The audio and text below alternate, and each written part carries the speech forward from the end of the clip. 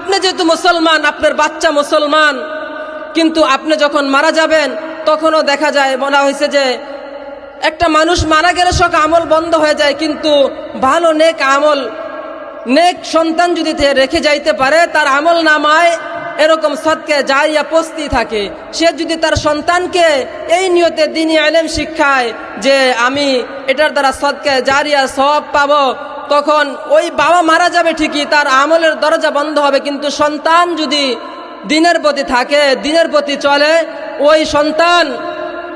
যেই আমল করবে ওখান থেকে বাবা মা যারা দ্বীনের জ্ঞান তাকে শিখাইছে এই নিয়তে যে আমার সন্তান দ্বীনের উপরে চলবে, আমার সন্তান কোরআন তেলাওয়াত করবে, নবীজি সাল্লাল্লাহু আলাইহি ওয়াসাল্লামের হাদিস নিয়ে সে গবেষণা করবে, এইটা মানুষকে শিখাবে, এরকম করতে থাকবে, তখন তোমার বান্দা, তোমার সন্তান আমল করবে ঠিক, কিন্তু তোমার আমল নামায়ও এটার নেকি তোমার পস্তি থাকবে। তো এটার করার দ্বারা আমরা শুধু দুনিয়াতে মর্যাদাবান হব এরকম না, আখিরাতেও আমরা লাভবান হব।